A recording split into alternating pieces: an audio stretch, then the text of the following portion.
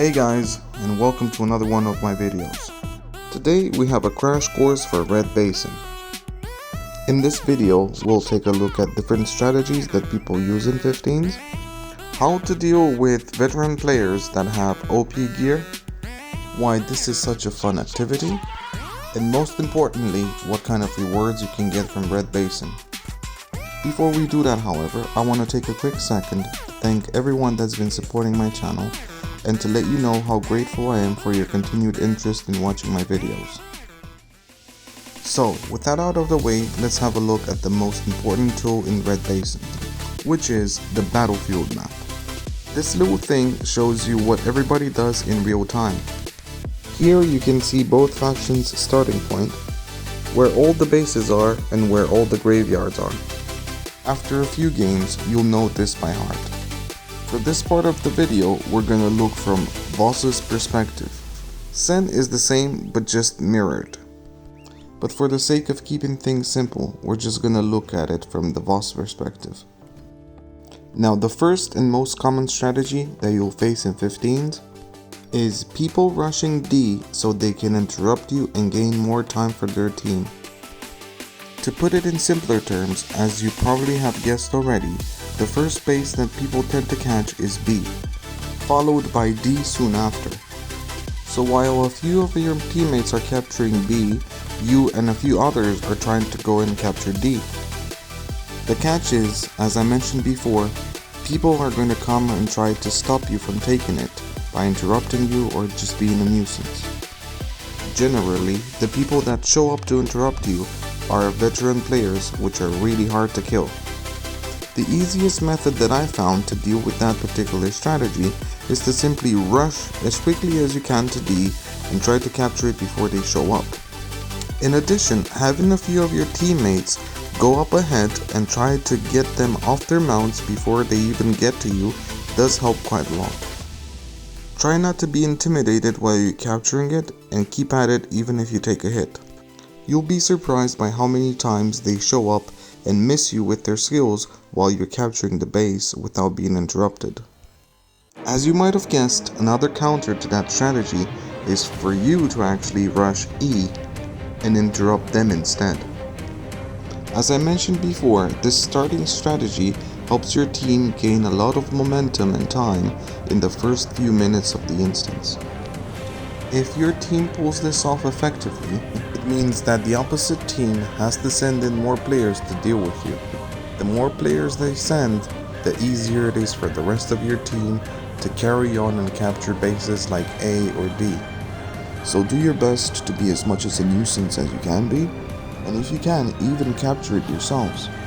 Because if you do, that means that the other team has to send even more players to deal with you, giving your teammates more time and less players to deal with while they're capturing the rest of the bases. This common first minute strategy can be very devastating if pulled off effectively. Now, the most common and effective way to win 15s is simply capturing 3 bases and defending. As you can probably tell by now, the way this instance works is capturing bases give you points. Whoever reaches 1000 points first wins the game. So like the majority rule works, if you have 3 out of the 5 bases for the longest time, you win. There's usually no need for your team to push and capture other bases if they already have 3 of them. It also means that the opposite team constantly puts pressure on the 3 bases that you have in order to get the majority. The best way you can help out your team when they do this is always keeping an eye out on the chat. So if you're running around and you see that somebody's calling out a base that needs defending, make sure you make your way there and help them out. The same if you're defending. If you see a lot of people show up, don't be afraid to call out for help. The next method that helps you keep majority of bases is simply intercepting people on their way to the base that you just captured. Because, simply putting it, the further away they are from the base, the less likely they are to capture it.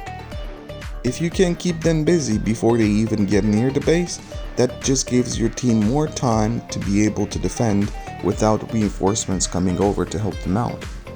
This method also helps your teammates not get kited out of position while they try to chase somebody if they're running away, because you will intercept them.